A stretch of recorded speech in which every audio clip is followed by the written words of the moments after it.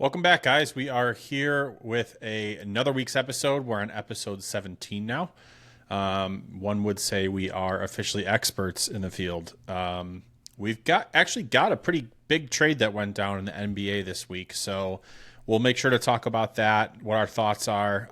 Playoff baseball just started, so we've got a couple games under our belt with a few teams. One team already clinched to move on to the next round.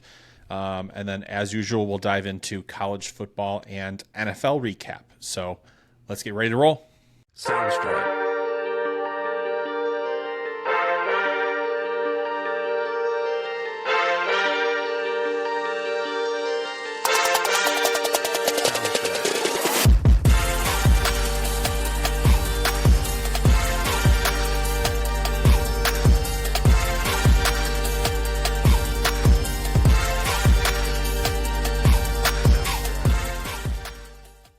Happy to be back here for another episode. Happy to have you join us for another episode, all you loyal listeners out there, the few but strong loyal listeners that we have.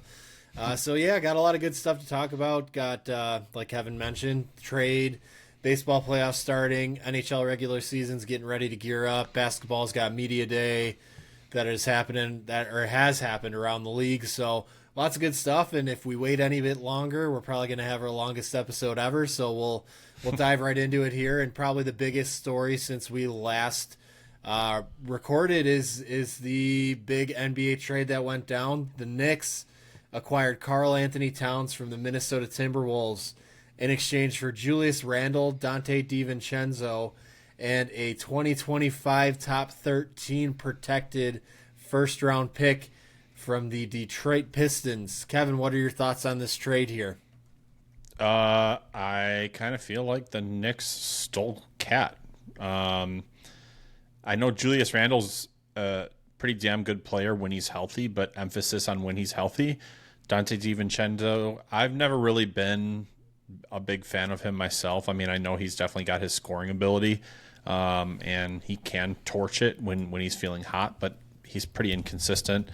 And then first round pick, I think we saw was top 13 protected from the Detroit Pistons, who probably are going to finish among one of the worst 13 teams in basketball this year. So that pick will probably turn into something else. My first thought here goes to, holy shit, man, the New York Knicks depth chart is going to look pretty nice. They've got Jalen Brunson at the point guard, Mikal Bridges at the shooting guard, OG Anunoby at the small forward, Josh Hart at power forward, and Karl Anthony Towns at center position right now. Their starting five is looking pretty nice. What are you thinking?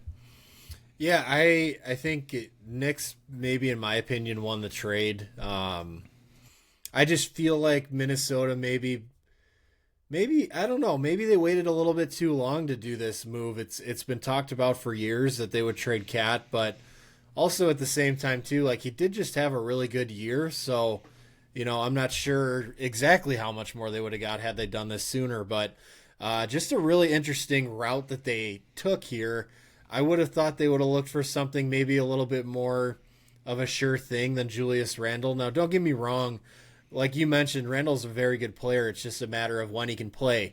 I think it does, as much as it benefits the Knicks, I also think it does help the Timberwolves' depth quite a bit too. So kind of looking at their roster here, you're going to have a guy like Dante DiVincenzo coming off the bench. You're going to have, in addition to that, Joe Ingles coming off the bench. You're going to have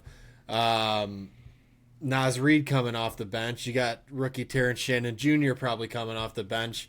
You got Nickeil Alexander-Walker coming off the bench. Rob Dillingham. He might be starting. No, he'll be coming off the bench because they still have Mike Conley. So you got Rob Dillingham, another rookie, coming off the bench. So you look at that, and maybe, the Timberwolves are just looking at it from the perspective of, obviously they want to win now, and they're looking to build a winner now. Maybe they think, hey, our depth can be something that can be a little bit more of an impact for us, in our opinion, as opposed to having that extra star stud player like Cat. If Randall comes in and he's healthy, he can get close to the production that Cat got. He's not like a pure shooter like Cat, so you lose that aspect of the game.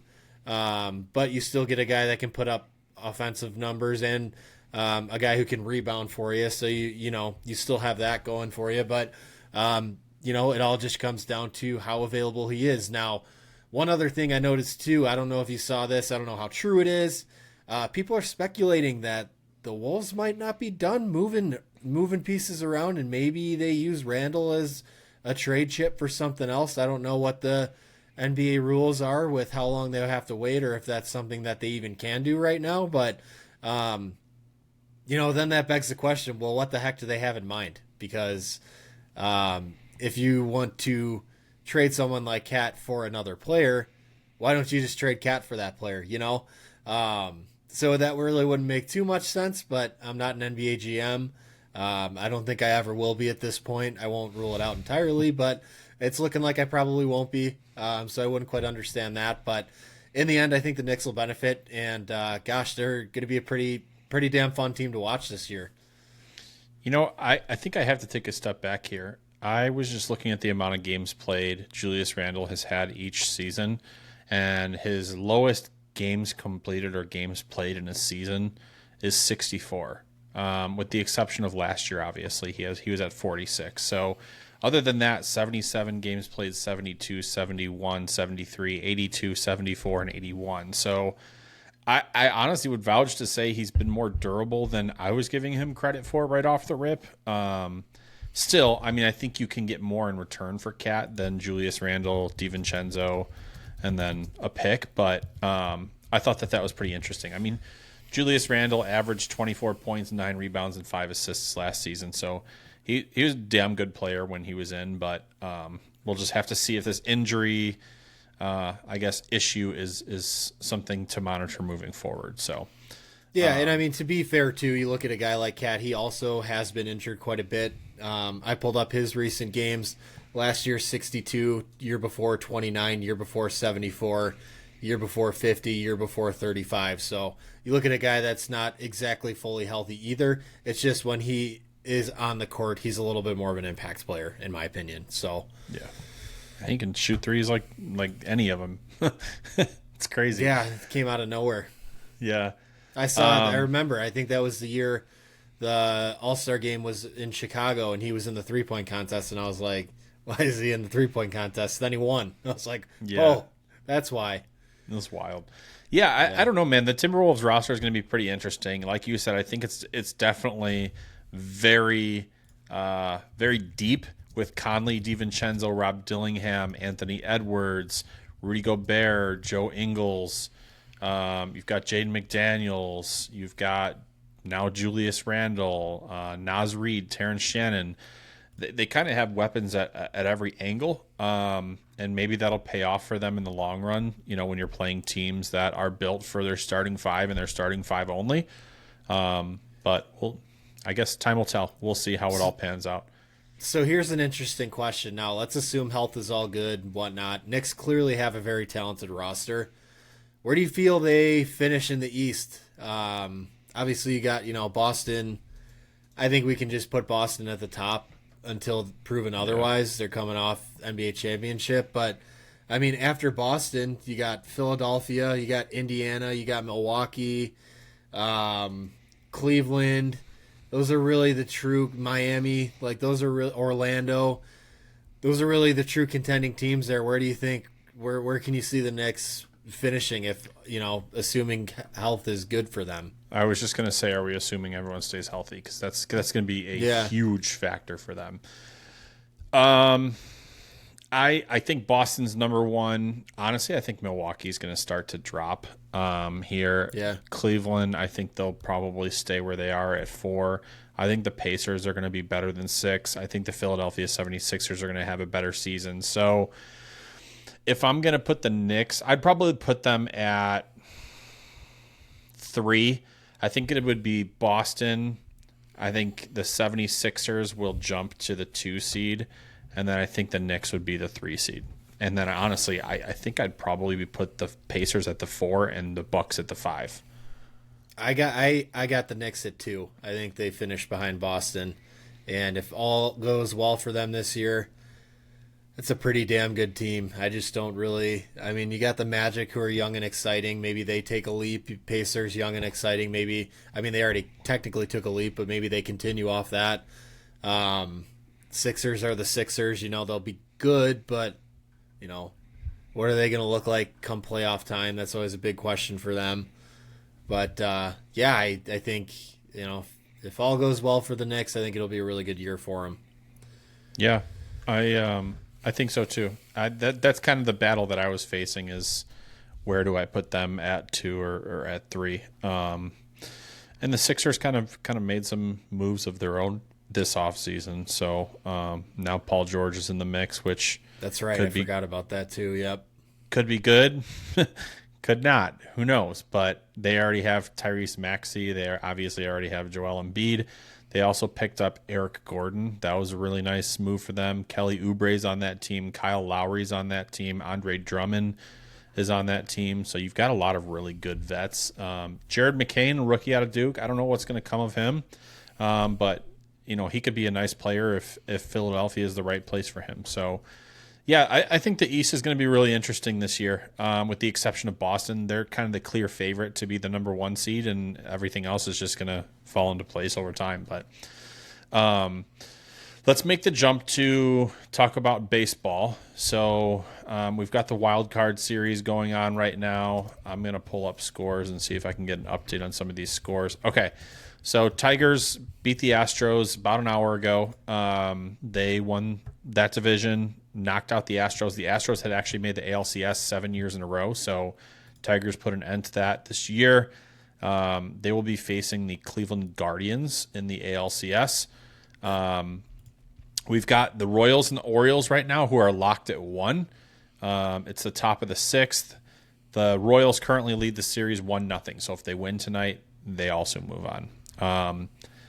I think if you want, we can go series by series. I'll let you take the series, and we can make our predictions on who we think will win.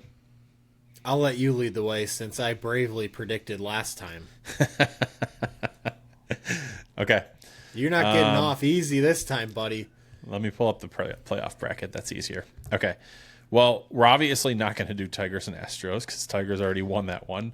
Royals just took a 2-1 lead. Oh, wow. So okay. They are up 2-1 in the 6th inning. So okay. I can get down with that. All right. Let's start on the NL then because we don't really have any results here. So we've got the 6-seed Mets against the 3-seed Brewers. Who do you like here? I think the Mets take care of that tonight. It's Wednesday night, so I think the Mets will win that, and they'll move on to play Philly. Yeah, I think so too. We've got the Braves and the Padres. Padres currently lead the series 1-0. I think it's pretty obvious at this point who you're pulling for. The Braves. Yeah, okay. No, I was figuring out what hat I wanted to wear for this podcast, and I was like, let's play up baseball. I got a Padres hat. I'll throw it on. Yeah, I don't think this one will be very close. I think San Diego wins. Atlanta's defeated physically. Yeah. And they had to play on Monday, a doubleheader, so they're kind of run thin as well. Yeah, that Chris Sale news didn't help them too much either on an already injury-laden season. Okay, so then the Dodgers have the bye, Phillies have the bye. So then we'd be looking at the Mets and the Phillies. Yeah, I'm going to go with Philly here. They're just a better team. Yep. I don't think it'll be close. I trust them. Again, now the Mets, hopefully they can wrap things up tonight because they also were in that doubleheader on Monday. They're also run a little bit thin, so them getting a little bit of rest before, I'm guessing the series starts this weekend, would be pretty big for them. So, but I got Philly, well-rested Philly team. I think they'll take care of business. I don't think it'll be like a sweep or anything like that, but I think they'll move on. Okay. And then we've got the Dodgers and the Padres. I'm going to go San Diego. The Dodgers are arguably the most talented team in baseball, but they've been choking in the playoffs lately. And I feel like San Diego's playing pretty well right now. Yeah, they are. I like their pitching. And, I mean, when you look at their lineup, they're one of the teams that could go toe-to-toe with the Dodgers, offensively at least. So I'm going to pick the Padres with an upset, and I'm going to pick them beating the Dodgers. Okay. I would personally take the Dodgers. I just I think Shohei's going to just enter a whole different level of domination. But we'll think ride. he's been in the playoffs before. That's why I think it's going to be fun for him, and he's just going to crush the ball. I think he's going to shit his pants. He's going to go hitless. All right, you've got the Padres and the Phillies in the NLCS. That one's hard. I know it is. I know. It really is. The thing about playoff baseball is it's so unpredictable, too. Yeah, and pitching is huge, even bigger than regular season. Yeah. I think Phillies do. I'm going to stick with Philly. I think Philly will take it, but I think that'll be like a 7-game series. Yeah, I think it would have to be. I'd be surprised if it was anything less. Okay, so you've got the Phillies in the World Series. Let's do the other side. So ALDS. You got to pick. Listen. Okay. I can't be the only one making some damn picks over here, all right? Okay. Let's hear what you got. I'll speed fire so that way we don't go through each one too quick. So I think the Mets are going to beat the Brewers. They're going to play the Phillies. I think the Padres are going to beat the Braves and play the Dodgers. I'm going to take the Dodgers over the Padres. I'm also going to take the Phillies. So mine is going to be Dodgers and Phillies in the NLCS. I'm with you. I think the Phillies will represent the NL in the World Series. I like their depth. I feel like they get hot at the right time. And they have that experience from previous years past, unlike the Dodgers. It feels like the Dodgers' experience is just built on choking. So I'll say the Phillies also in the NLDS, but playing the Dodgers in the NLCS. All right, so we've got ALDS all set. Who you got winning between the Phillies and the Dodgers? I said the Phillies. Oh, okay. Yeah, I have the Phillies in the World Series. Gotcha. So Tigers and Guardians right now is already set for the ALDS. Yeah. Man, I hate to say this, but I think the Tigers are playing really good baseball right now, and they've got a shit ton of momentum. So I'm going to say Tigers over Guardians to make the ALCS. Yeah, I think I agree with you there. But that wouldn't be fun, would it? So I'll just take Cleveland. Okay. I got a lot of friends that are Cleveland fans. I hope they're happy. I don't want them not to be happy. I just truly do not give a shit about either of these teams. Like, I wish they could just tie. I'd be happy for Jason Benetti. That's about it. I think he deserves it. I think he deserves a good playoff run.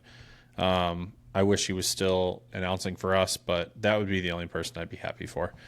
All right, then let's jump back. We're in wild card. We've got Royals and the Orioles right now. Royals are winning 2-1. They're up 1-0 in this series. Mm-hmm. Oh, Baltimore. You've been speaking about choking, you guys, the last 2 years. I think Kansas City's gonna get it done at this point. It's a little bit of a cheap pick because they're already up 1-0, and I know they're winning late in the game now. I think they'll get it done. I don't know if it happens tonight or if it happens tomorrow, but I think Kansas City will surprisingly beat Baltimore. Yeah, I'm going to say Kansas City too, because if you go back to a couple episodes, I remember saying I had the Guardians winning the division, but I wouldn't be surprised if the Orioles made a run. That's kind of what they're doing right now. So I'm going to ride with the Royals. Obviously, it's fun to watch players like Bobby Witt Jr. On this level of stage, so I think that'll be cool. All right, Royals are then going to face the Yankees in the ALDS. I'm going to take the Yankees, and I'm going to take the Yankees. Yep, I'm going to do that too, because I definitely don't want an AL Central ALCS.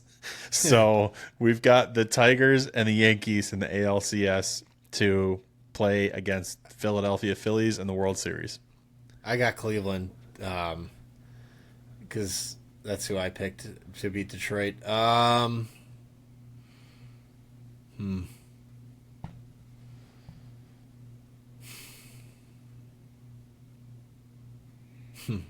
Hmm. Hmm. I'm gonna take Cleveland over New York. That's pretty bold. I know. I mean, the Yankees do kind of choke similar to the Dodgers. Yeah. I just think that I picked the Tigers. I just think that this is the point where the Tigers run out of momentum. I think it's going to be the Yankees in the World Series. Unfortunately, I don't like that pick at all. But I think their path is pretty simple. If you're playing the Tigers, who are the 6th seed in the ALCS, I mean, not too bad. So you've got Guardians versus Phillies. I think I know where you're going to go with this one. Philly. Yeah. How many games?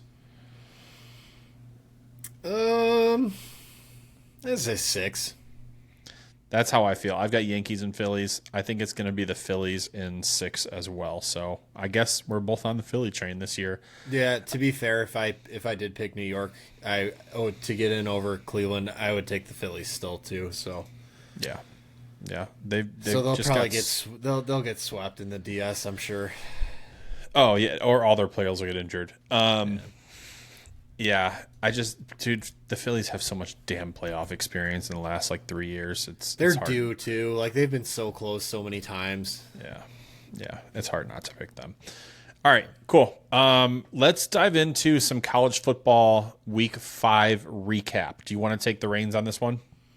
Yeah. So, little change of pace here. We're gonna both kind of talk about some different takeaways that we had instead of each of us listing off different things that we noticed throughout the week. So, first takeaway I had: Kentucky beats Ole Miss.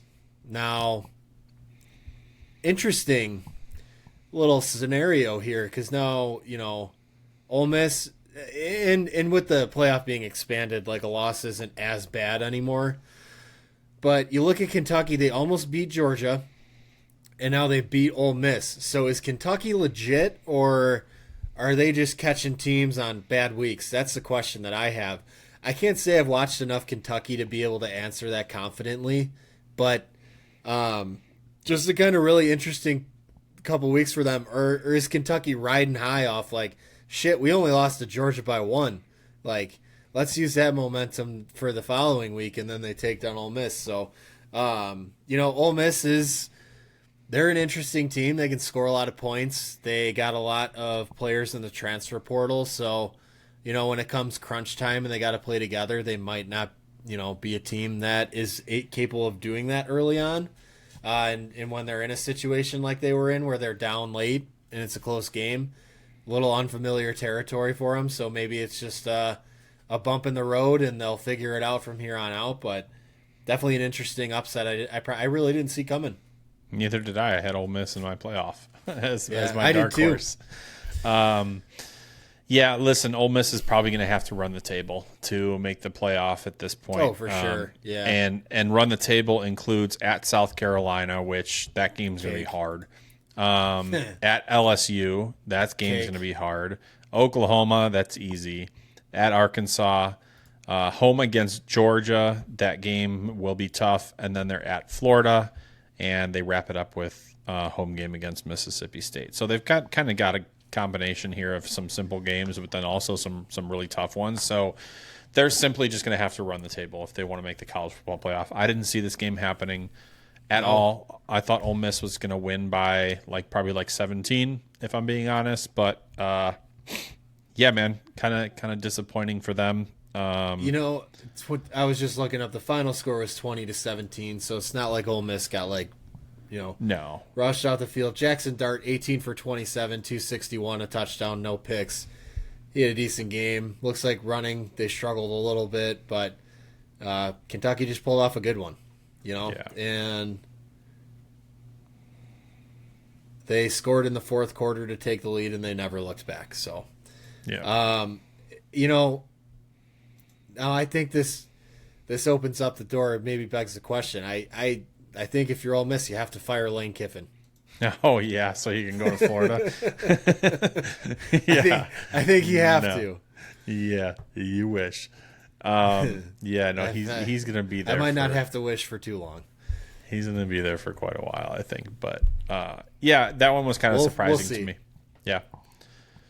And with the win, Kentucky's 3-2 on the year. So they have wins over Southern Miss, Ohio, and Ole Miss. Losses to Georgia, and getting boat raced by South Carolina. Up next is Vanderbilt for them. So should be a win.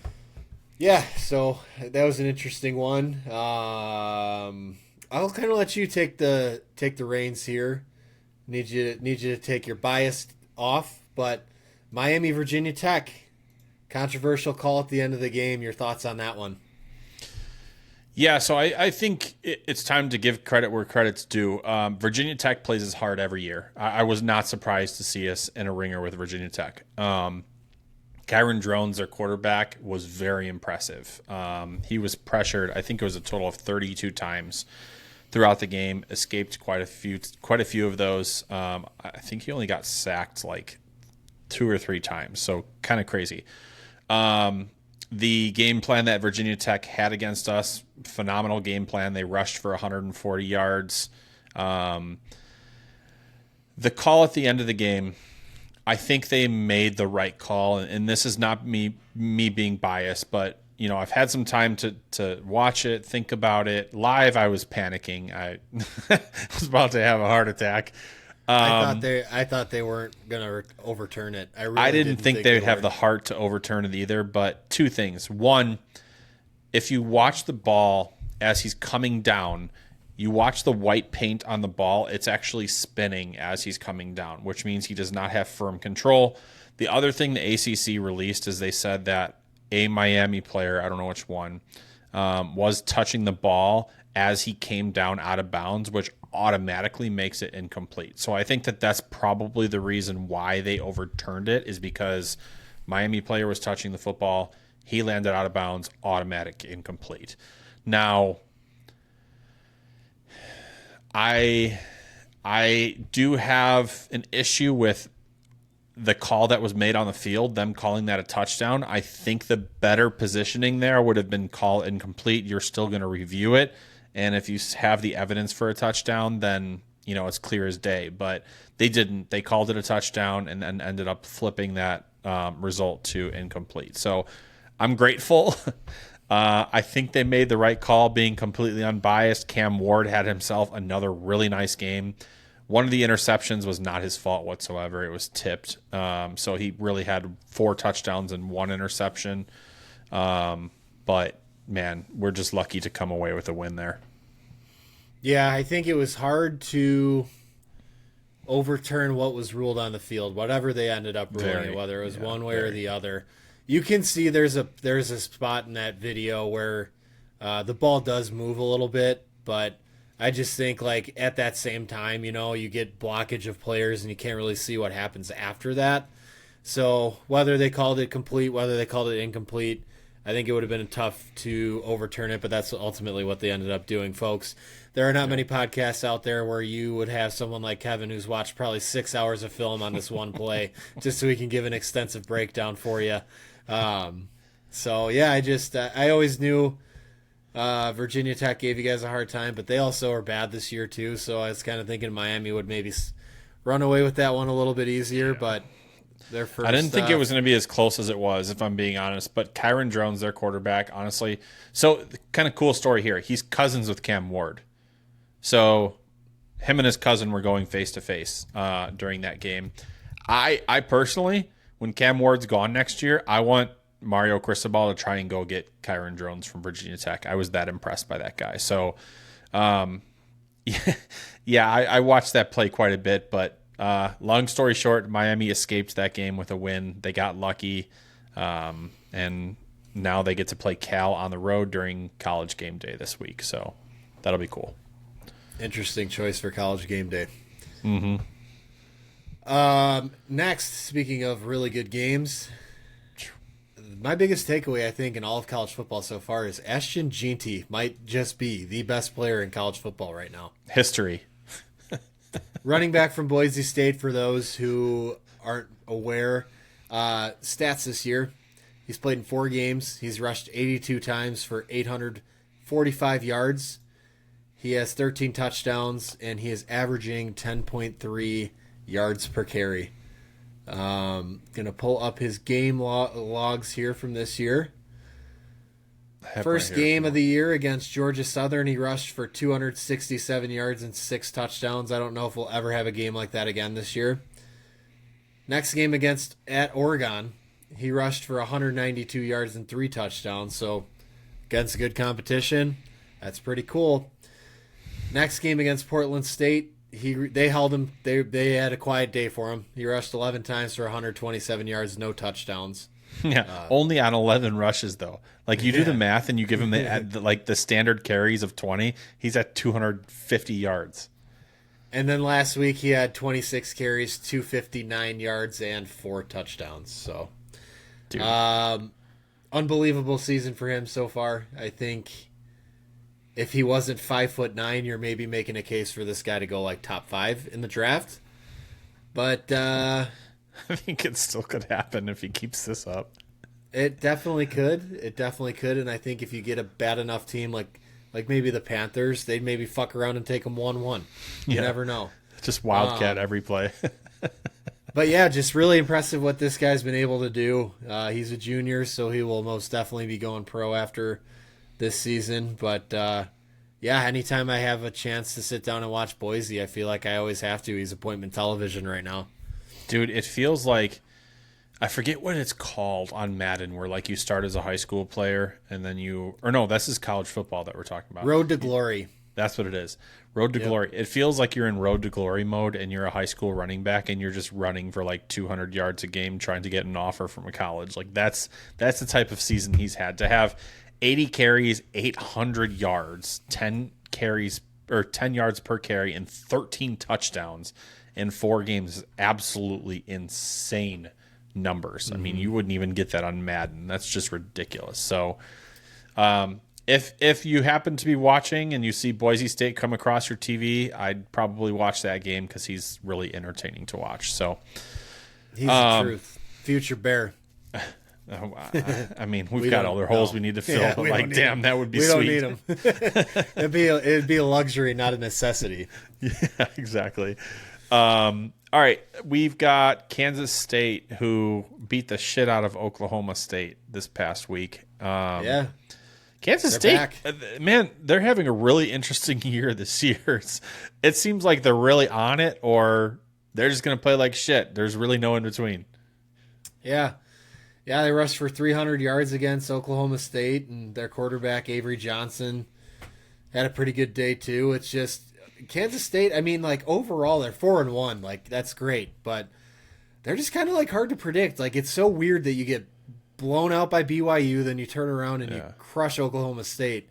Now they got Colorado coming up. Like, that's an interesting game, too. What kind of Kansas State team are we going to get? I think they're probably going to beat Colorado because they're just a better team, but, like, what are they going to look like? And kind of looking at the rest of their schedule here, they got West Virginia, Kansas, Houston, Arizona State, Cincinnati, Iowa State. They could rip off a winning streak here, and if they win every week from here on out, like that, you could be looking at a playoff team. Yeah. I mean, if they run it out, then yeah, definitely. Avery Johnson, I mean, he had 3 touchdowns, 1 interception, but what a lot of people are missing is he also had 5 carries, 60 yards, and 2 rushing touchdowns. So he had 5 touchdowns he was responsible for and 1 pick against Oklahoma State. So he's looked pretty impressive. I mean, the game against BYU, he definitely struggled, but, when you're getting dominated like that, what do you expect? So they've been pretty fun to watch. Another team, this is kind of just off the rip here, another team that you don't really know what to expect. It's a local team here is Arizona State, man. ASU's season has been like kind of all over the board this year. I don't know if you've paid attention to it at all. No, I saw they played a inferior opponent a couple weeks ago. Then they needed like a heroic comeback to beat them. But I have not watched a second of Arizona State. Let's see. I'm gonna pull up their schedule and who they've played, because a lot of people predicted them to have like 3, maybe 4 wins this year. They beat Wyoming 48-7. Mississippi State, they beat them by a touchdown. Texas State, that game is actually a hard game. Texas State's a pretty good football team, 31-28, and then they just lost to Texas Tech by 8 this past weekend. They've got Kansas, Utah, Cincinnati, Oklahoma State, UCF, Kansas State, BYU, and Arizona. So their hard stretch is about to start right now, and they don't really have a break throughout the rest of the year. So who knows, man? They could be a team to keep an eye on. I'm just mainly doing it because they're local, but ASU, who knows? Looking at another Arizona team. Arizona upsets Utah this week. We both predicted that to happen, so neither one of us are surprised. We're experts. What did you take away from that game? I took away the fact that Arizona caught Utah at a good time. Cam Rising's still not playing. Isaac Wilson's turning the ball over a lot, just like his brother, Zach Wilson. And Arizona also was kind of due for a good win. They've had a little bit of a disappointing start to their season. Came out ranked. They're currently unranked. Maybe now they jump up, beating the number 10 team in the country and being 3-1 on the year. But it just seemed like a game Arizona was destined to win, and a game that they needed to win to kind of get their season back on course. You know, I thought Noah Fida and Tetaroya McMillan, I thought they would connect for a touchdown or two. They did not. He did have 6 receptions for 50 yards, but just overall good game for Arizona and a game that they needed. Yeah, I think a lot of their success is built upon McMillan and Fafida's connection, right? Like, McMillan's had 2 really good games this year. One game he had double-digit receptions for both these games. One game he had 138 yards, and another one to start the year he had 304 receiving yards and 4 touchdowns against New Mexico. But he's been kind of quiet, the other 2 games, and I think in order for Arizona's offense to really get going, they need him to be a dominant type of player. Now, Arizona's rushing game is pretty decent. They've got Riscano. He ran for 73 yards. And then they've got Quali Conley. He rushed for 72 yards. So between the 2 of them, they rushed for 150 yards. But I think Arizona could be a team very similar to Kansas State, where one week they're hot, another week maybe not so much. So I don't know what to think about of them. I mean, I'd like them to make a run because it'd be cool to see a local team do so, but just I feel like they're kind of like a team you never really want to play. You see them on your schedule and you're like, maybe they're floating around 500 or they're coming off like a loss. You're like, I don't feel great about playing Arizona this week. Like they're liable to do stuff like that any given week, whether they're winless or undefeated. They can put up numbers and they can score, and that's these days that's how you win college football games, getting a lot of shootouts and stuff. So, speaking of shootouts, let's talk about the SEC shootout that happened this past weekend with Bama and Georgia. Yeah, I think I maybe need to issue an apology to Alabama and to Jalen Milroe for doubting the team and doubting him. They look like they haven't skipped a beat. They came out. Now, I was watching that game. They went up 21-0 in the first quarter, and I turned it off. I was like, this is crazy. I can't believe they're doing this to Georgia. Now, Georgia has not looked like Georgia this year. They've struggled in quite a few games, but they're still one of the most talented teams in college football. And I just couldn't believe the way Alabama was taking it to them early on. Now, Georgia obviously made a comeback. They had a chance to win the game late, but Carson Beck had 3 interceptions. One of them sealed the game for Alabama. And, it's making me realize maybe how good Alabama actually is, and I don't know why I really doubted them. Yeah, I mean, I didn't even pick Bama to win it, so I'm in the same boat. Jalen Milroe I did pick Bama to win that game, though. Yeah, you did. I had Georgia. You had Bama. Yep. Jalen Milroe was responsible for 4 touchdowns. He threw for 374 yards, rushed for 117, 2 rushing touchdowns, 2 passing touchdowns, and a pick. Georgia's rushing attack really doesn't look that impressive. I mean, Trevor Etienne, scum of the earth. Not really that dominant this year.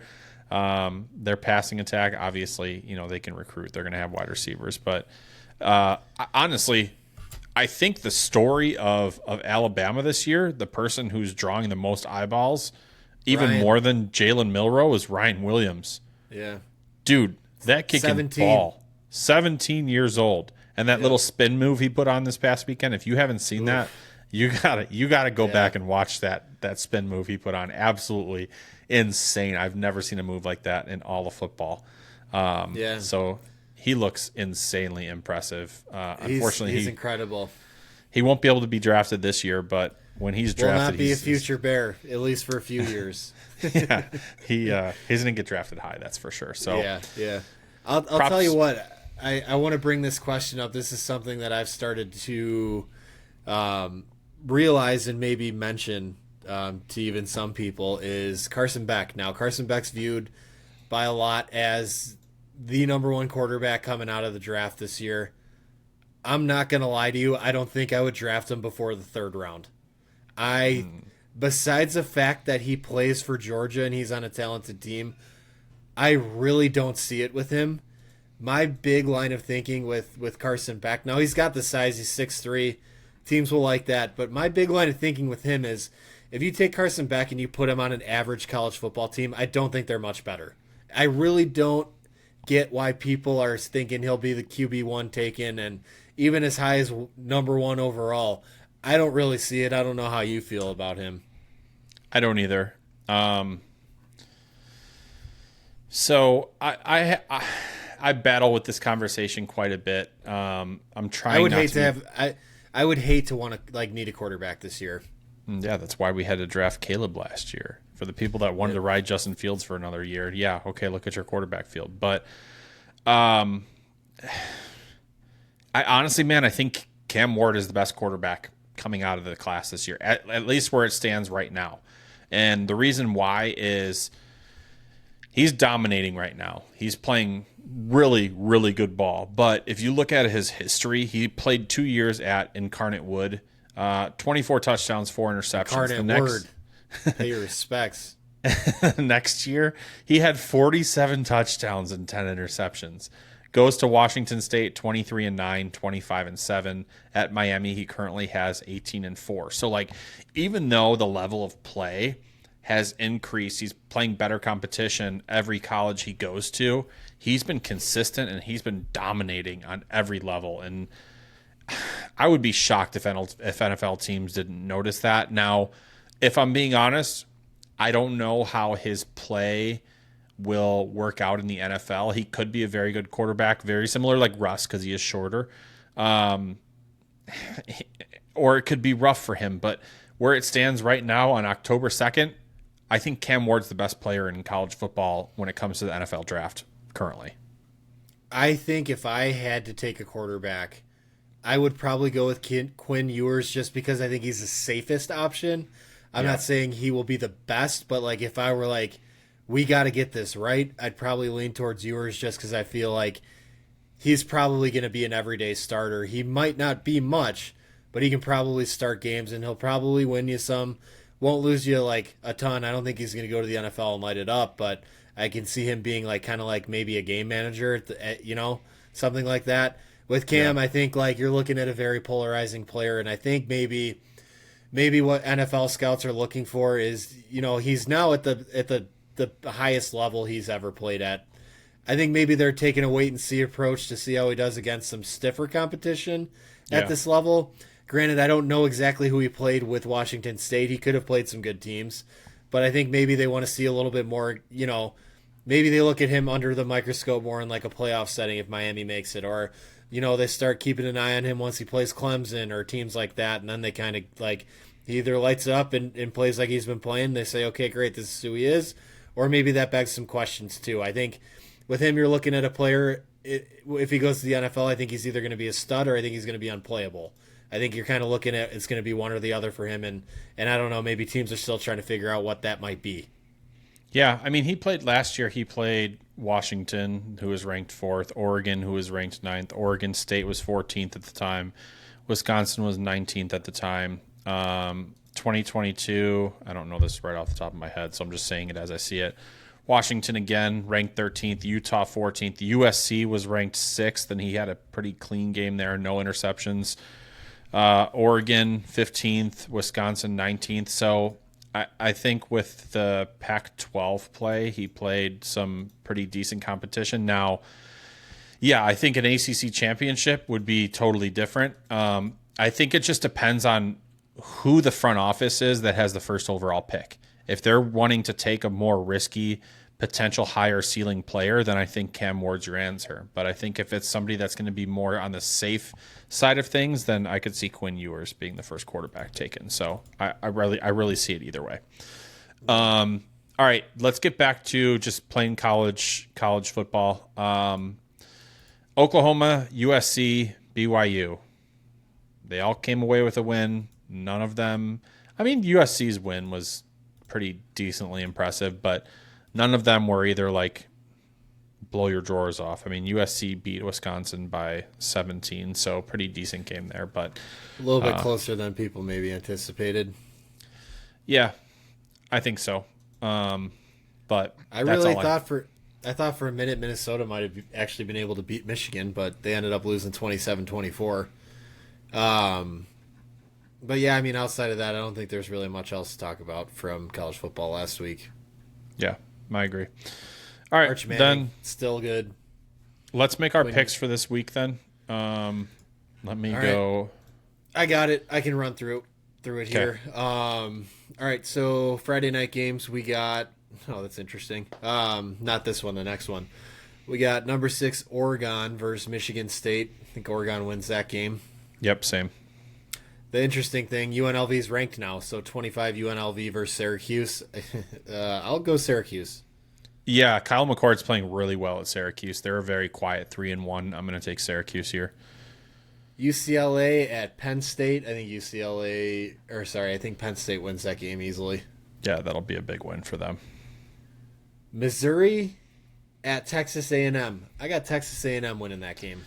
Yeah, dude, there's a lot of, I was looking at the slate, there's a lot of like 20 to 25 ranked teams where there could be some upsets. This is one of them. I'm going to take Texas A&M because I said Missouri was going to slip soon, so I think this is where it starts. SMU at Louisville. I'm going to go SMU. I think so too. So they've been pretty hot lately. The only reason I know that is they've got a lot of former Miami players, so I've just been watching those guys. They started out the season pretty rough. They're 4-1 right now. Got some great momentum. I'm going to take SMU as well. Next up, we got Iowa at Ohio State. I think Ohio State wins that game pretty easily. Yeah. Auburn at Georgia.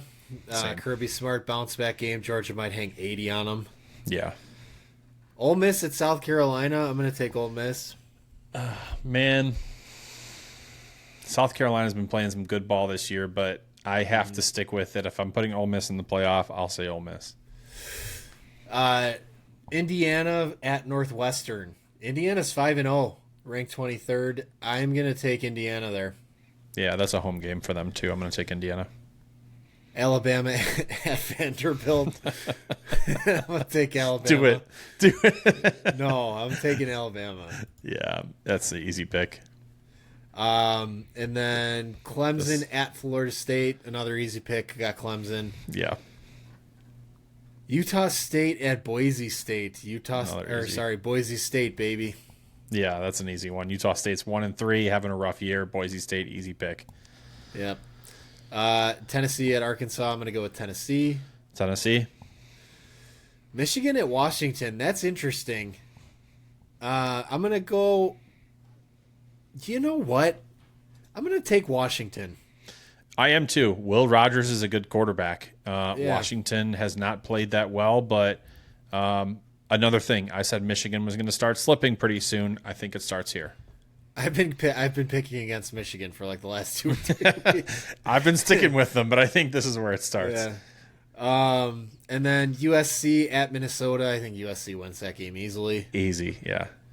Baylor at Iowa State. I'm going to take Iowa State there. Iowa State 4-0, having a nice start to the year. And then last game in terms of ranked teams is Miami at Cal. I'm going to take Miami. I don't think that'll be close. I'm a little nervous about this one. It's 10:30 p.m. start time for Miami people. It's 7:30 out here, so I don't know if that'll play into effect at all, but I think it could be a pretty close game. I'm still going to take the Canes here, but I am a little nervous about this one. Okay, there it is. There's your picks. All right. Let's dive into, we can just do like a quick recap of NFL since we're already pretty deep into the podcast here. Week 4 recap. We have Vikings. You guys have the joy of listening to us talk for this long. Vikings are still undefeated. They have looked really impressive. Kind of just picking up where they left off with like the Kirk Cousin era. They had a win over. Now they're heading to London. Yeah, they had a win over Green Bay. They're going international with their undefeated season. Yeah, I'm really impressed by them. I wanted to hate on them so much, but there's nothing to say. They did almost blow it, though. They did almost blow that game. Jordan Love came back, had like 4 touchdowns, 3 interceptions, with a nice tribute to Brett Favre there. Yeah. But yeah, Vikings probably are the story of the NFL at this point. Yeah, they've looked crazy. Jaden Daniels and the Commanders continue to look really nice offensively. It seems like he's starting to get a feel for the pace and the competition of the NFL, and he might put together a really nice season. We're going to learn a lot about Jaden Daniels here in the next 3 weeks of their schedule because they have some tough tests coming up. Now, I'm not discrediting what Jaden Daniels has done. He's been a fun quarterback. He's done a lot of good things so far. He's got the Browns this weekend. That's tough defense. Yeah. Ravens after that, Bears after that. That's 3 tough defenses in a row.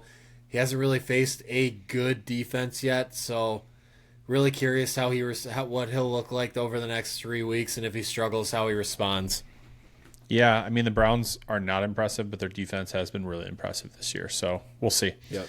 The Colts and a young Joe Flacco handed the Steelers their first loss. This one made me really happy because Steelers fans were just riding on their high horse thinking Justin Fields is the next Tom Brady, when in reality their defense is leading them to wins. So yeah, when your defense is doing well so you could literally score 1 touchdown and beat a team, then I think I could probably manage that offense. But just because he's 3-0 or he was 3-0, all of a sudden he was fixed and he's a miracle worker and he's the best quarterback in the league. So glad we can eliminate that talk a little bit. I love Justin Fields. He's a good guy. I hope he succeeds. But yeah, some of this talk has been nauseating. Yeah, Steelers fans, if you're listening, pipe that shit down. All right, next, Broncos. I don't know how the hell they won this game, but they managed to beat the Jets in the halftime. Did you see the halftime stats? -7 passing yards for Bo Nix. It was something like 15 yards passing combined for both quarterbacks at halftime. It was absolutely insane. And then Nix ended up finishing with like 70 yards, and he got his first passing touchdown. So yeah, what an eventful game. Bengals got their first win of the season. Yep, they shut up the Andy Dalton hype train. They shut that down real quick. They said, "You're not getting your revenge against us, buddy. You got to save that for next week when you play the Bears." The Panthers still put up 24 points though, man. That's kind of crazy. Browns themselves. So we talked about their defense, but as a team, not that great. They're 1-3. They have the last 2 losses have been pretty bad. Really bad consecutive losses on their part. Giants and the Raiders they have lost to, and it's just rough start to the season for the Brownies. Yep. And the Titans. We've got some Will Levis talk. Is he? This is my take. Sean did write this out. He might be the worst quarterback in the league. He really might be. He sucks so bad. Dude, he's like when he thinks, I'm going to say thinks, when he thinks he sees a wide receiver open, he's like a kid around candy. Like he's like, ooh, and he gets all excited and throws a pick. He hurt Or, his shoulder last week and he like started crying. I'm like, dude, you're doing yourself a favor by not being out there. yeah, no, literally. Yeah, he has not looked good, man. There's really not much more to say. I think the only quarterback that you can even throw out there that's comparable is like Gardner Minshew, but like Gardner Minshew doesn't even really have that many weapons to work with. He just has Devontae Adams for the most part. For now. Yeah. So, yeah, Will But Levis. they got like 2 wins. Dude. Here's the thing. Will Levis gets taken out of the game. Mason Rudolph comes in and they win. Yeah. Dude, I think Will Levis needs to play just because he's a meme factory. Like the memes that are going to be made from this dude are already funny and they're going to continue to be funny. So I'm all for letting Will Levis continue to play. All right. And then last storyline before we make our picks for this week, Devontae Adams requested a trade. If you could pick one team in the NFL Jets. Dude, that's literally who I was going to go with. So now I have to pick another team. Jets or Chiefs? Yeah, I think Aaron Rodgers is going to be down the front office's throat to go and get Devontae Adams. Man, if I have to pick another team, Chiefs. no. I think they might actually go for Tyreek Hill if the Dolphins decide to blow it up. You know, Bears. I'm going to say the Bills. Okay. Bills need a lot of wide receiver help. They're 3-1 to start the season. Obviously, they put themselves in a good position. They've got a good quarterback. I think Devontae Adams would be awesome in a Bills uniform. So I'll say the Bills here. All right. Steelers could be a team to look out for too. Yeah, there's been a lot of smoke about that already, but I'm just Because gonna they tried to get Ayuk. yeah, and they're going to go to the Super Bowl because Justin Fields is the best quarterback ever. Yep. All right, let's make our picks for this week, and then we'll move to Chicago talk. So Thursday night football game tomorrow night. We've got the Buccaneers and the Falcons in Atlanta. I'm going to go with the Falcons. I'm going to take the Bucs. Okay. Baker had a rebound game last week. I'll take them here. We'll skip the Bears. Let's go to the London game, Jets and Vikings. London's weird. Weird shit always happens in London. I'm going to take the Jets to get a win there.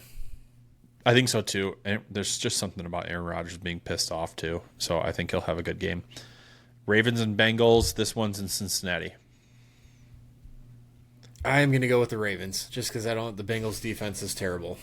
Yeah.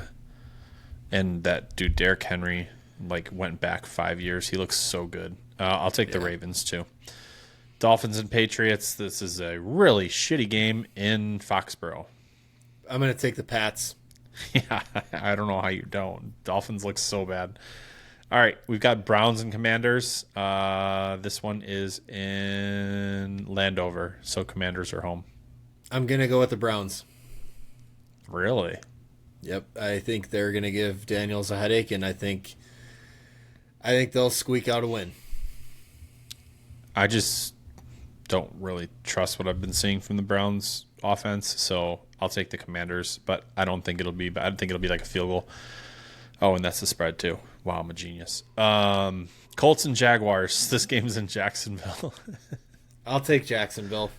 Wow. That's shocking. I'm going to take the Colts. Jacksonville's looked so bad this year. They almost had it against the Texans last week. Yeah. Bills and Texans. This one's in Houston. I got Buffalo. I do too. Raiders and Broncos in Denver. I'm going to go Denver. I'm going to go Denver. Just because they're at home. It's a tough place to play. Both teams suck, though. Yeah, dude, this is so hard to pick. I'll take the Raiders just for fun. We've got the Cardinals and 49ers at 49ers.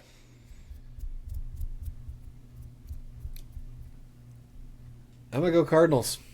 Yeah, I think they're going to have a bounce back game. They started 1-3. I think Kyler Murray's going to have a pretty big game against the 49ers. Packers and Rams at the Rams. Rams. I think the Packers will win this one, unfortunately. Giants and 650. Oh no, Sean, this is a hard game. Giants and Seahawks. No, it's not. Giants. I think Seattle's going to win that one. I hate it, but I think that would be like one of two teams I'd pick them against them and like the Raiders. Cowboys and Steelers in Pittsburgh. Sunday night football. If there's anything we know about Justin Fields, Sunday night nationally televised games hasn't always been kind to him. So I'm going to go with the Cowboys. Cowboys defense is pretty good too, so I'm going to say Cowboys. Monday night game, we've got Saints and Chiefs in Kansas City. Chiefs. Yeah, that's easy. All right. That's it for national coverage, guys. We're about to shift over to Chicago sports. We will dive into what's going on with the Bears, and we'll make our prediction during the Chicago sports time. So I think probably a good place to start. We started off with some baseball, and we were talking national. So let's start with the White Sox here. They end their season 41-121. The worst record in modern baseball history. What are your thoughts on this year? What are you thinking when it comes to them looking for a new manager with as many expletives as you can? Beep beep beep beep beep beep beep beep beep beep beep beep beep. Everyone knew going into this year that the White Sox were going to be bad. No one thought that they would be this bad, so that was a little bit of a surprise. I'm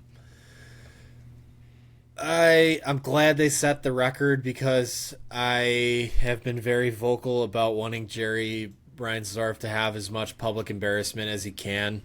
I wish they would have set the consecutive losses record, but they fell just short. There were some good things that came from this season, though. Guys like Sean Burke came up and looked good at the end of the year. He'll probably get another look to start the year next year. Jonathan Cannon looked great. Garrett Crochet looked great. Jairo Iriarte came up late. He looked good. Really all pitchers that I'm naming here. But It's upon all we draft. Yeah, but so there were some silver linings. Like his time's probably going to come to an end in Chicago soon, but like Andrew Vaughn bounced back from a very, very rough start to where he was okay. But you know what? One thing I will say is I'm very glad they prioritized young players, and making sure they got the time that they needed. Most notably with Grady Sizemore, especially, when we had Yohan Moncada come back and he did not get one start, like, that's good. That was a good thing. That makes me think, hey, maybe they really are leaning into this whole player development thing, and they're going to really make that their focus with whatever they decide for this managerial hire, for this shakeup that they're going to have this offseason, whatever that ends up being. So that was some positives.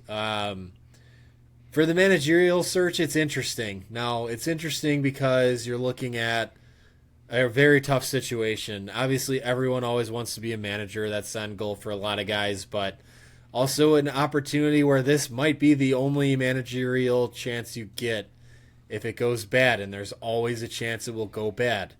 So I think you're looking at who's going to want the job and who do they want. You're going to have to kind of balance those two things out. I know we talked a lot about Skip Schumacher before. Sounds like maybe that's not quite as realistic maybe as we anticipate. There are jobs like the Cincinnati Reds that are a little bit more appealing.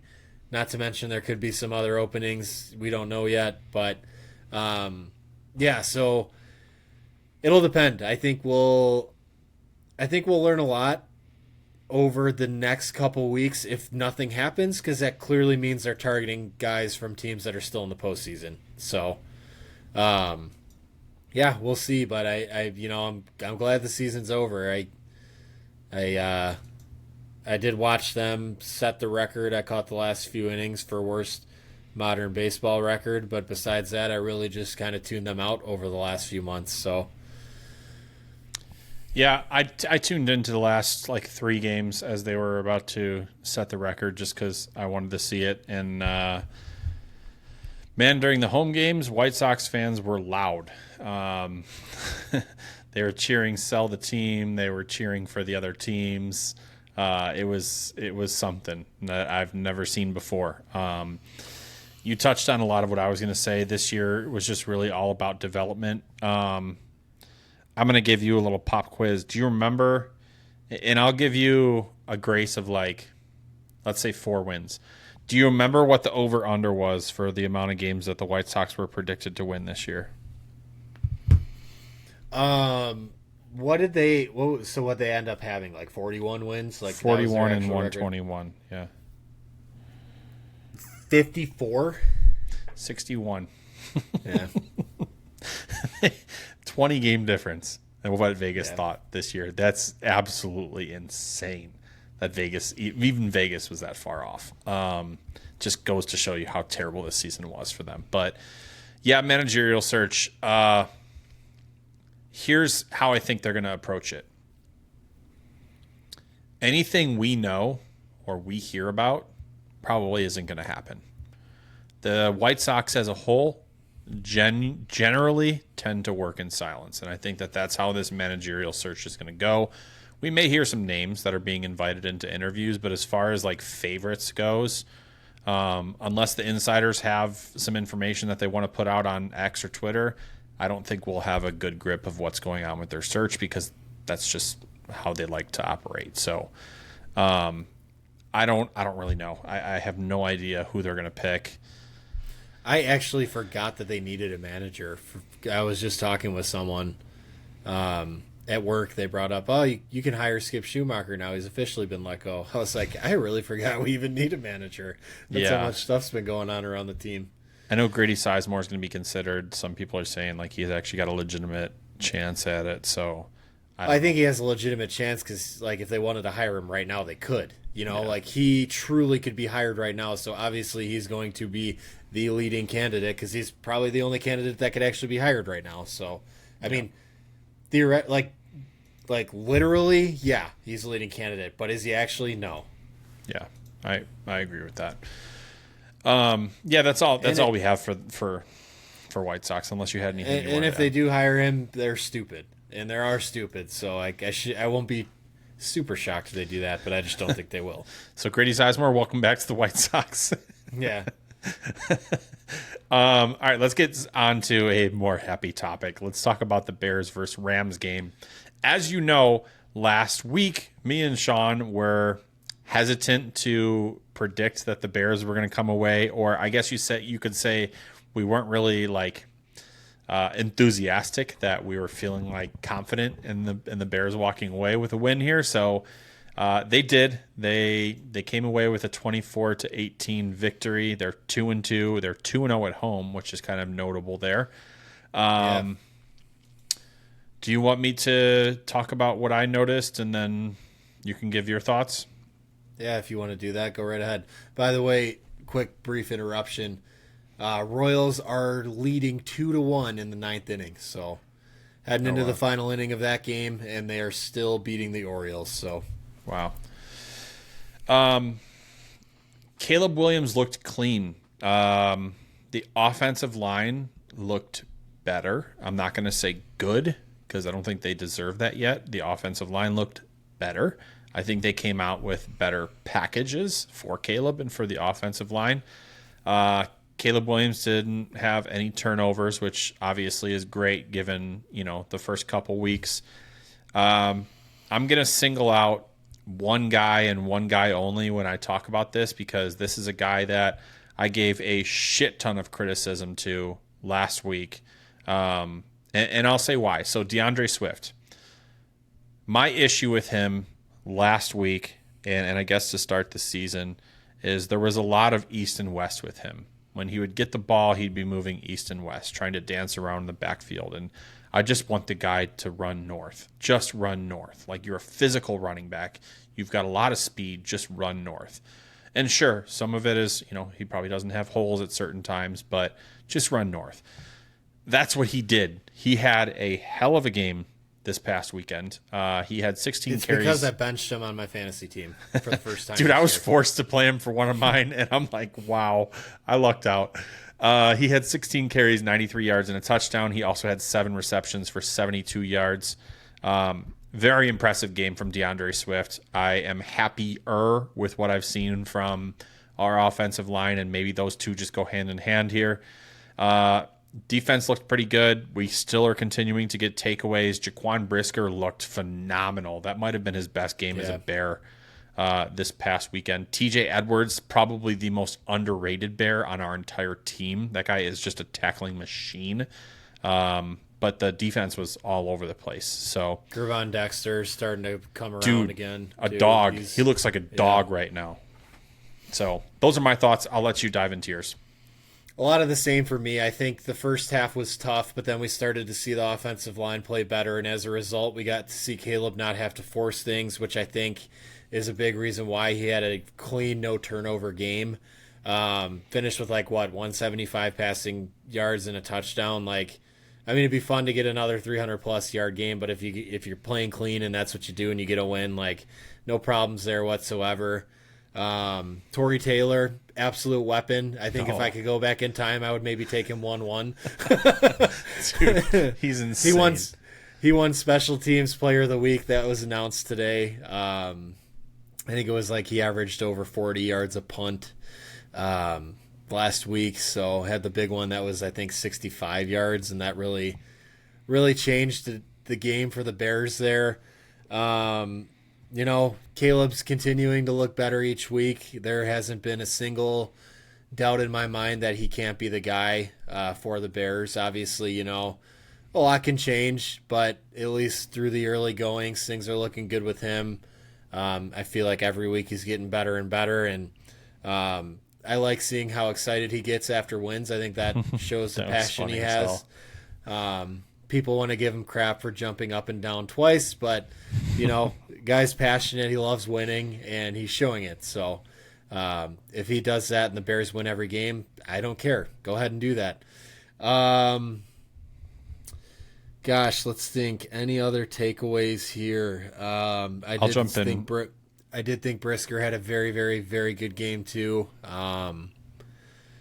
DJ Moore, first touchdown of the season on an absolute dot from Caleb Williams. That was awesome. Great catch by DJ Moore, too. That's not to downplay what he did there. But that was sweet. Caleb Williams had a 124.5 passer rating when under pressure in week 4, which was the highest in the NFL among all quarterbacks. So, it's just a stat. I totally understand that, but when you've got statistics that rank him the highest or among the highest in quarterbacks in the NFL, that's something that's really important when you've got a rookie quarterback. So I was happy to see that. Torrey Taylor, definitely a difference maker. There was a stat on Twitter that just showed the percentage of how much he had an effect on the game and the overall success of the Bears winning. And dude, that guy is insane. He's just I'm going to call him Legatron because that guy is just ridiculous. If we could redo the last year's draft, I'd take him 1 overall, and I'd trade up to 2 to get Caleb 2. He's insane. Can't leave my guy hanging, but that was. I think that's. I think we really kind of covered it there. Quiet game from Rome. Kind of, I guess, the roller coaster you expect with a rookie receiver. But was hoping they would continue to build off the momentum they had, but just seems like it's going to be a week-to-week thing. Also, obviously, Keenan Allen came back, so that takes targets away from him. And I'm looking at the target count right now. DeAndre Swift had the most of 7, which makes sense. DJ Moore had 6, and then Cole Kmet, Keenan Allen, and Rome all tied with 3. So it seems like maybe the game plan this week was target DJ Moore, and then obviously use DeAndre Swift some more, which, that's a good problem to have because for a while we didn't have weapons like this. So I'm okay with it. One other takeaway. Mercedes Lewis now is the all-time leader for most games appeared in by a tight end. And I learned that his nickname is Big Dog. Big Dog, so shout out to the Big Dog. But good win for the Bears. Kind of, if you would have put a gun to my head, I would have said they won that game. So good that they were able to do it. We can transition into this week now. I'll just get it started here. Got the Panthers coming up. Now, this, I think, is a game where I'm going to hope Caleb gets one of those, 300-plus passing yards, multiple touchdown games. I'd like to see him really let it rip against the Panthers. I think the Bears win this game. I'm hoping they win it by 10-plus. I really do think this would be a big, good morale booster for them to be able to get a big win off a win against the Rams.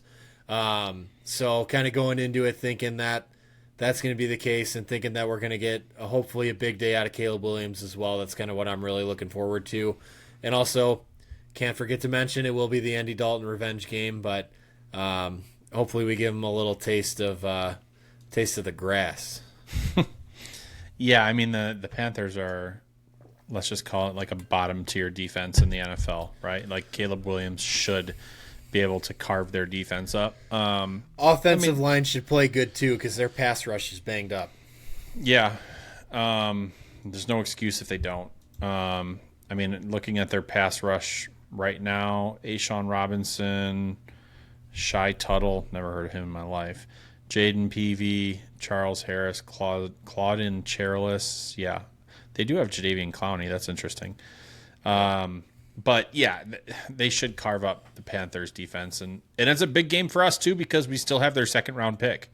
You know what I mean? We do. We need to win that game. Yeah, the worse the Panthers do, the better it is for us. I think that this is the week that Caleb Williams gets on the correct stat line. So what I mean by that is right now he's got 3 TDs, 4 picks. I think that flips this week. I think he's probably going to have at least 3 touchdowns. I expect a clean game out of him just given Carolina's defense. I'm going to say the Bears walk away with a pretty big win. I think they'll win by like 17, somewhere in that range. So I obviously expect big things out of the Bears if I'm going to say they win by 17. So I think we definitely need to continue with the run game. We need to keep DeAndre Swift running like he is, churning like he is. I got to play him in fantasy this week, so please.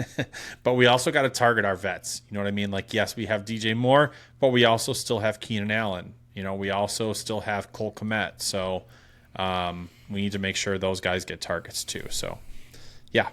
I want to challenge the Bears to get Caleb a passing touchdown on their first drive of the game because I want to see how the rest of that would look for him.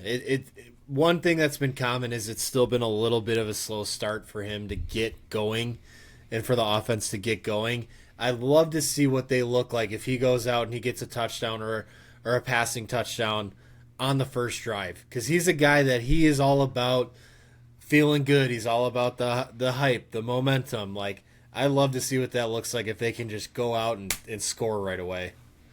I don't see why they can't, man. According to Fox Sports, Panthers have the fifth worst total defense in the NFL.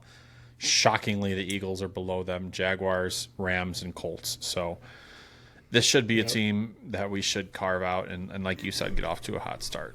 All right, let's jump to Blackhawks talk. So preseason's underway. I haven't had a chance to watch it too much, so I will let you take reins on. You can't.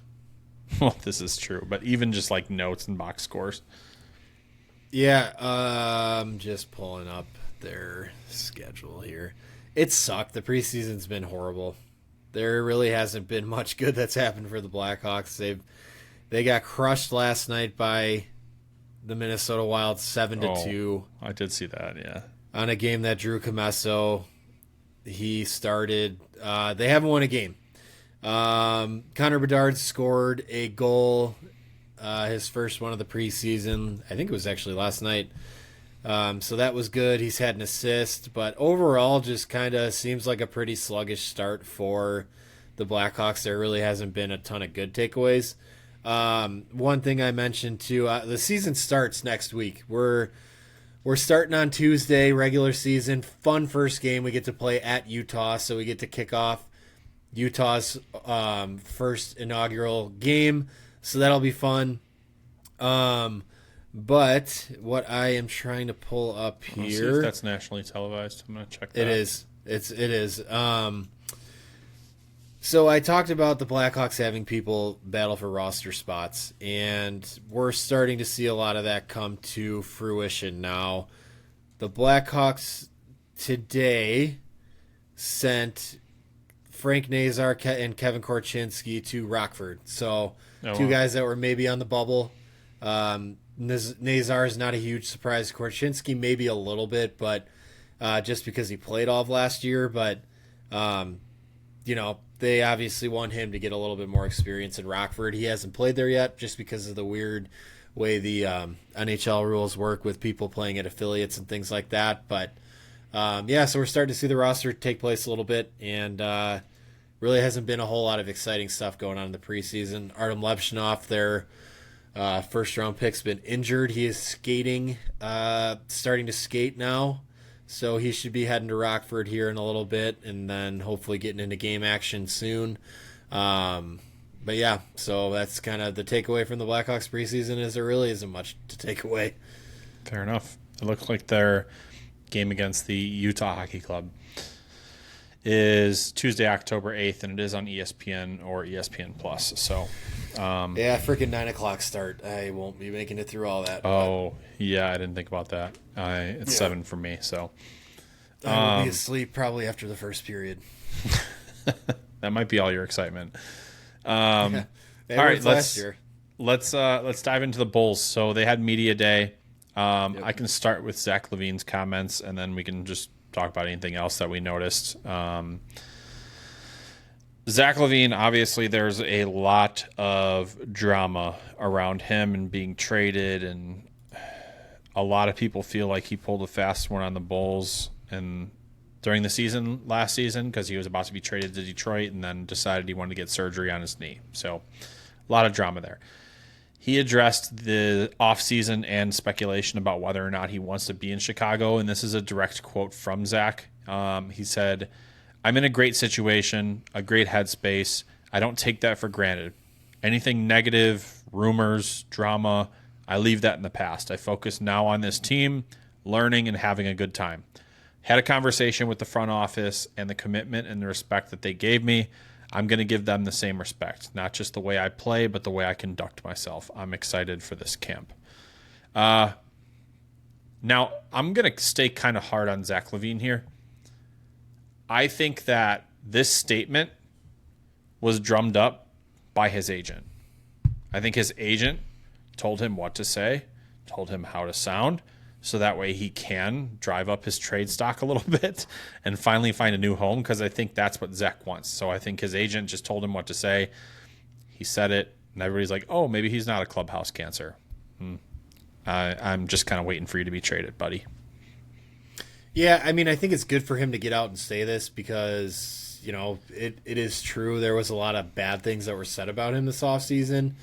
And he's in a tough spot because the team clearly wants to rebuild, but they can't get rid of him. And if they could, they would. But I think a trade still will happen. I did find it funny that he had those quotes, and like 2 hours later, I got a notification saying the Bulls are actively shopping him. Dude, I was going to say the same exact thing. So clearly they're still looking to get rid of him. But, I mean, if you take it at face value, it's good that he's accepted this is his role for now, and he's going to just have to, do whatever the team needs him to do. And then, if all goes well and he plays well, I'm sure, I would guess we probably get to see a handful of games of Zach LaVine in Chicago this year, because teams will probably want to see him on the court, see how he looks before they pull the trigger on a trade. So, hopefully he looks healthy enough. He did reiterate a few times how healthy he feels. Hopefully that is really the case, and he goes out and looks like the Zach LaVine that we've had from a few years ago, and the Bulls can get something fairly decent for him. I think that's kind of really what everyone's just kind of waiting for, seeing where he goes, what they're going to get, because once they do that, it really shows you, hey, we're serious about trying to build this thing, and they just got to figure out how to get rid of that center too. Yeah, that's a whole different issue in itself. I think he's saying the right things. One quote that I didn't have in the notes here, Josh Giddey actually mentioned that he's starting to get back to being healthy. I guess he ruptured an ankle ligament in the Olympic Games. It was, I guess, on like the very last play of the Olympics. Of course. So, yeah, right. So he's kind of working his way to getting back. He said he's pretty close to 100%, but it's one of those things where, don't rush it. We're not even playing games right now, so just let him rest and get healthy. But as far as the Bulls go, so they did actually they waived Marcus Domask today. The only reason I bring that up and the only reason it's maybe relevant is because it frees up a spot, which a lot of people are wondering if it's basically to give Derrick Rose a one-day contract so he can retire a Chicago Bulls. So that'll be something to monitor. Obviously, Derrick Rose, Bulls legend, he's going to have his number retired. He's going to have a ceremony. I forget the date, but it's when they play the Knicks in Chicago. Yeah, it's in January. I think it's January 4th, if I remember right. So that'll be really cool to look forward to this season, along with, watching these younger guys develop. So that's it, guys. It was a fairly front-loaded episode today. Not a ton of Chicago talk, which is okay by us. But thank you for... Yeah. Thank you guys for hanging out yet again another week. And we will see y'all next week, next episode. Love you guys so much. Thank you.